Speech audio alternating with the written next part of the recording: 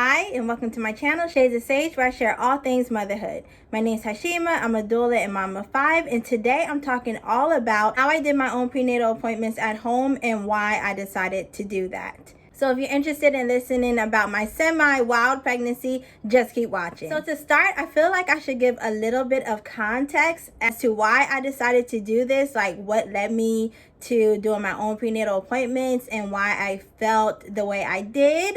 So if you haven't been keeping up with my pregnancy journey for my 5th pregnancy, I have pretty much all of my pregnancy, birth story, the birth vlog, all of that is now here uploaded on my channel, so you can click and check those out if you're interested. But yes, going into my 5th pregnancy, it was unplanned, and my last birth was a C-section birth, and I was, I think, like 11 months postpartum from my C-section when I got pregnant. So one thing that I already knew is that my pregnancies were close to each other, and like I said, it was my second cesarean birth. So my first birth was a C-section, and then my last birth that I had before this pregnancy was a C-section. So I already knew going into this pregnancy that I would have a hard time finding a provider that would support me in my decision to have another VBAC after 2 C-sections. And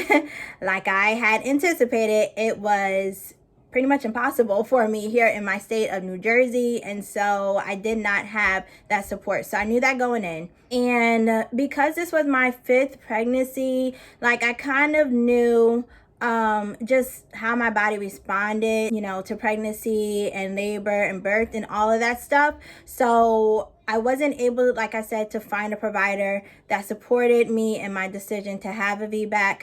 And so it took me a while to even settle on a provider that I was going to stick with, which I ended up sticking with my same group of OBs that delivered my previous children, my other 4 pregnancies, but I just switched locations. And so that put me in with a new set of doctors. And I honestly didn't even bring up me VBACing, and that's a whole nother story. So maybe I'll talk about that one day. But I went into the pregnancy knowing that that was my plan, to have a vaginal birth. I did not get prenatal care until 12 weeks, which is kind of different for me because I usually, I knew I was pregnant right away. Like that 4-week mark, I knew I was pregnant, but I held off on the prenatal care. Honestly, just to sum it all up, I just wanted this pregnancy, or my last pregnancy, to be as hands-off as possible. Because my first pregnancy, I delivered pretty abruptly at 33 weeks. Because of that, all of my pregnancies thereafter were just always very closely followed. A lot of appointments, a lot of maternal fetal medicine appointments to go in addition to my OB appointments. So it was just a lot going on all the time. Because of my history of preeclampsia, it just was a lot of recommendations and stuff that the doctors wanted me to do, and like extra monitoring and all of that stuff. So that did take place for all of my other pregnancies, and for the most part, like I said, things went well. I've had 2 vaginal births after my first cesarean, so I knew that my body could do it, and I just knew that all of that that went on for my other pregnancies, I did not want that to go on this time.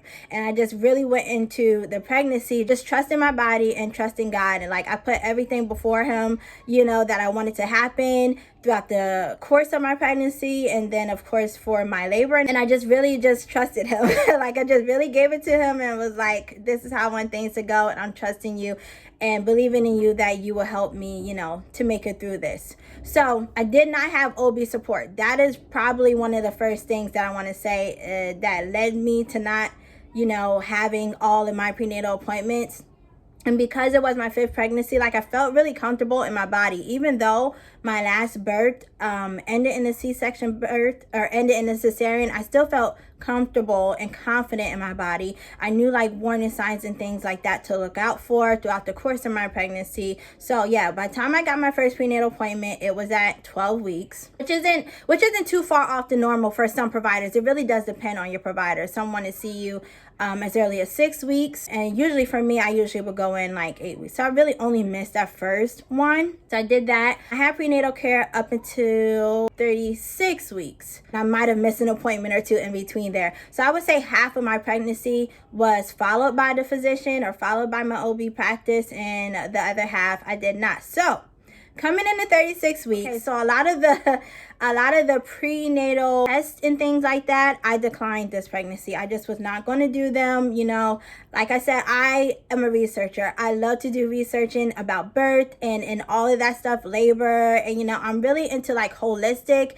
and healing your body from within, and what can you do to change, you know, like any kind of issues that you're having or whatever before turning to medicine and stuff like that. So a lot of the screenings I didn't do. I didn't do the glucose testing, which my OB was not happy about that. But, you know, like I said, I did my research and I was comfortable in foregoing that test. Now, if you're not comfortable, this whole video, I just want to put the disclaimer out there that if you're not comfortable with doing these things, or you're not, you know, like really set in your convictions, or you just feel like, I don't know, maybe that is reckless, obviously, you don't have to follow this. You don't have to do this. I'm just sharing my experience here on this channel. So I did not do the glucose testing. One of the reasons was I did not feel comfortable taking the glucola. I had taken it for my first 3 pregnancies and I had no issues, honestly, no issues, and I never had gestational diabetes.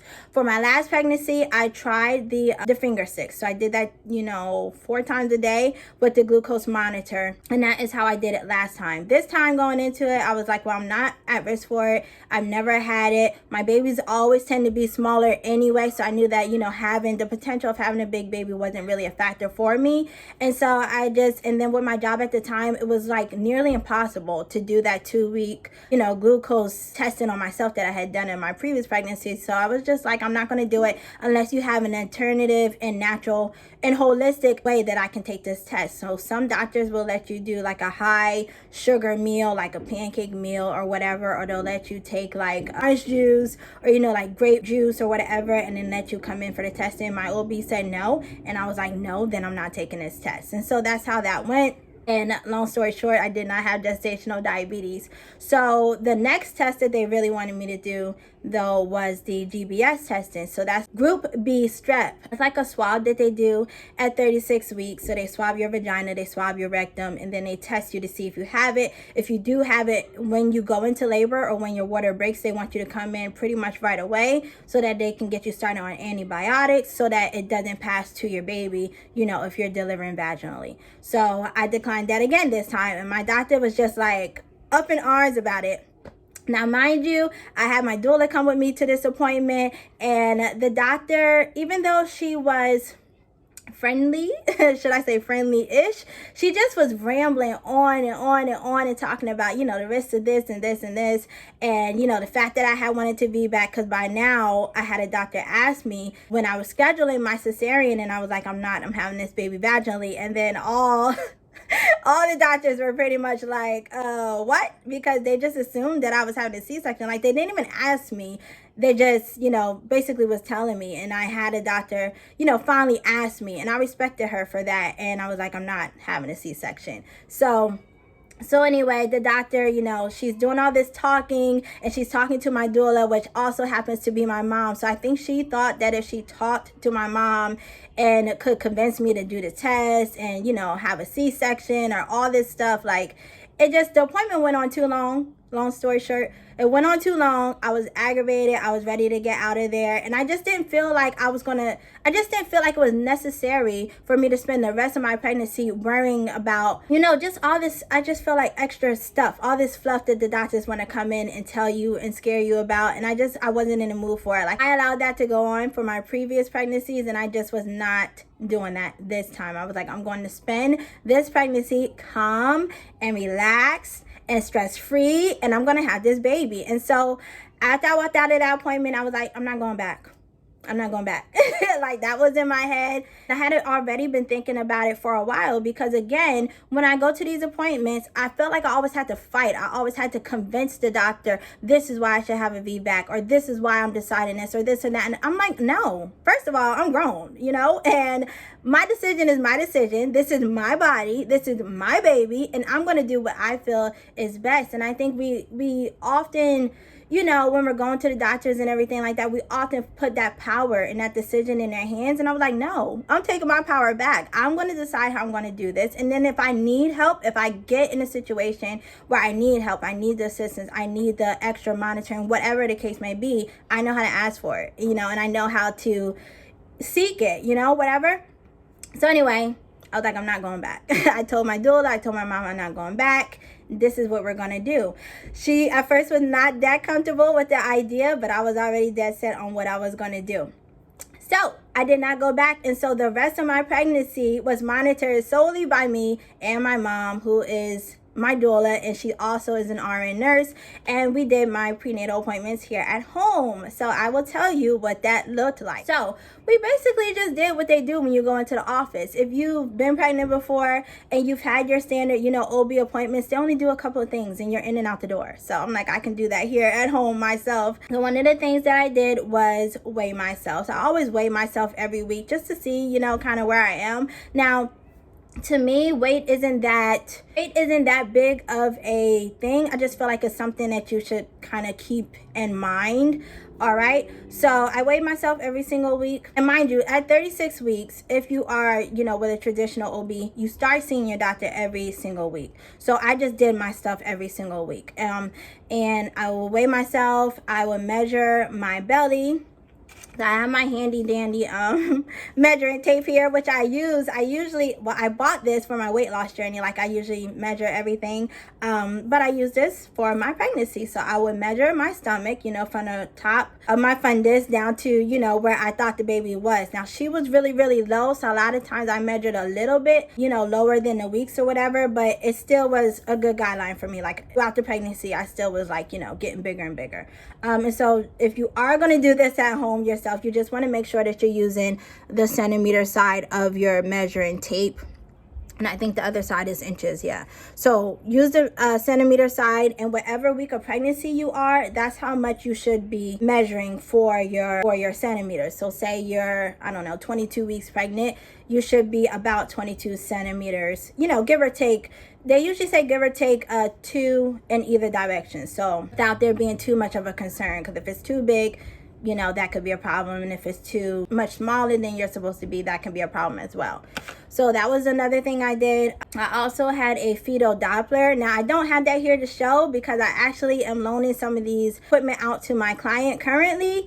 But yes, I had a fetal Doppler, and I'll just add a picture of what that looks like. So that's basically where you can hear, your baby's heartbeat and heart rate, and you can keep a track of that. So I would do that. And then I also took my blood pressure. So again, because I had a history of preeclampsia, I just always wanted to make sure that my blood pressure was tracking normal, and I know what normal is for me, and what too high is for me during pregnancy. So, and then just basically making sure that I felt movement throughout the day. That's what my prenatal appointments consisted of. So the measuring, the weighing of myself, the blood pressure, and tracking my baby's movements. And then I would write down everything. I would try to do it the same time every day, like the same time I would schedule my appointments for, and I would write it down, put the date and everything like that. And then, just show my doula when she would come to visit me and all of that stuff. So that's how I kept track of my health throughout the end of my pregnancy. I did not go back to a doctor at the end. I know sometimes at the end, especially if you end up going overdue, which I did again,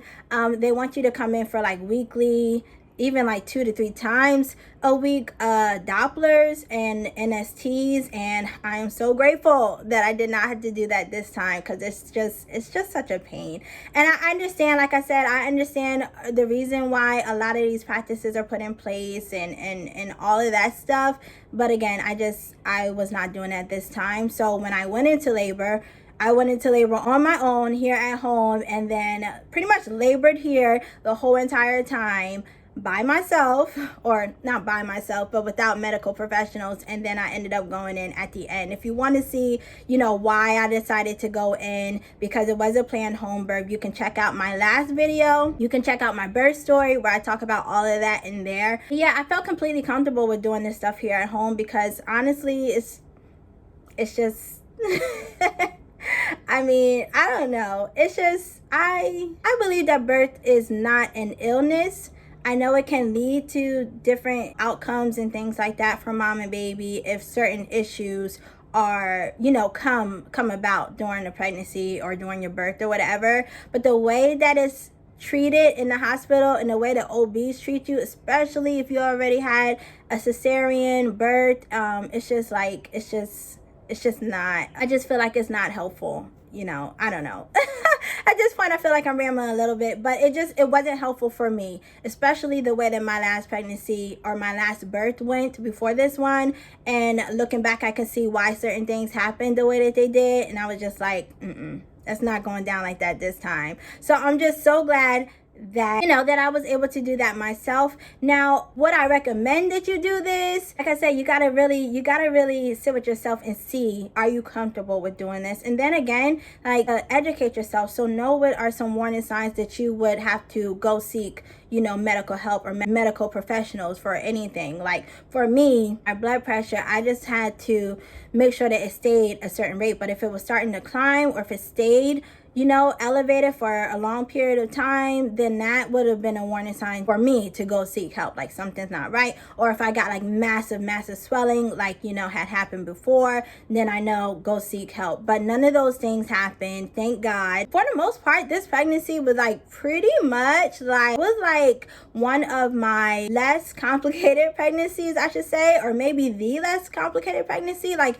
I didn't have any issues. And even when I did go, so I did go to maternal fetal medicine a couple of times just to check growth and all that. But even those appointments like went really, really well. It was, thank God, like a pretty easy peasy pregnancy. And that even just made me feel even more determined to just make sure that I did things, you know, myself. So yeah, if you're a first time mom, you know, and it's your first time experiencing pregnancy and all of that stuff, I don't know if you would be comfortable, you know, like not getting prenatal care or whatever. But honestly, it can be done. I do know some women who have like, they are completely, you know, trusting their bodies and all that stuff, and they did not have prenatal care and they delivered at home and all of that stuff without ever receiving prenatal care. So I think that's pretty cool personally. But of course, you just really have to do what you're comfortable with at the end of the day. And just know that obviously all the risks, you assume all the risks in a situation like this, or, you know, in a situation of a home birth, if you're birthing unassisted, you know, all those things. So yeah, you have to keep that in mind. But for me, it was my 5th pregnancy, and I just was like going into it, I know certain things to be aware of or to be on the lookout for. And I just knew how my body responded to certain things. So I just really gave myself the space and opportunity to do what it needed to do, to go into labor on its own, and to be able to deliver as naturally as possible, which is what I got.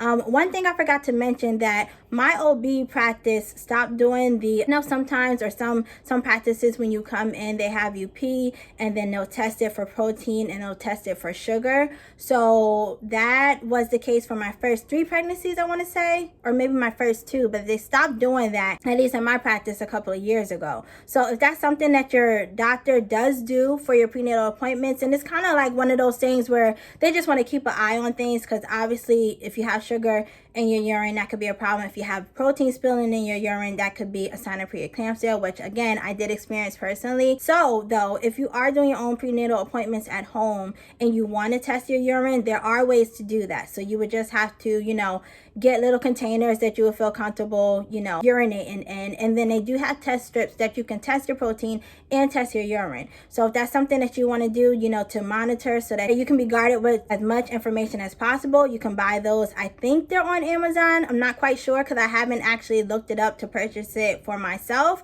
because once my OB practice stopped doing it, I was like, okay, then maybe it's not that big an issue if I'm not seeing other warning signs for things. So I don't have to check for that. But if that's something that you want to add to your prenatal appointments, if you're doing it at home, that's completely reasonable. And like I said, you can get those supplies yourself. So yeah, that is everything that I did. I did my own prenatal appointments for half of my pregnancy, and it turned out well, thank God, again. Because that, you know, just me honestly having another vaginal birth was the end goal. But I just wanted as less stress and all of that in the process, and I got that. So if you found this video helpful, let me know down in the comments below. Would you try this yourself? I know when I talk to certain people, they're like, that is too crazy. That's too out there. Honestly, like, I get it. So many things can happen in childbirth. So many things can happen in your pregnancy that can go, like, it can go left really, really, really, really fast, right? So if you are seeking traditional prenatal care, just remember, you can always speak up for yourself. You can always say no. You can always decline stuff. You do not have to do everything that is presented to you or that they recommend if you feel strongly against it. Just know that. So yeah, that's everything for today. I hope that you enjoyed it. Remember to let your story be your power, and I'll see you in my next video. Bye.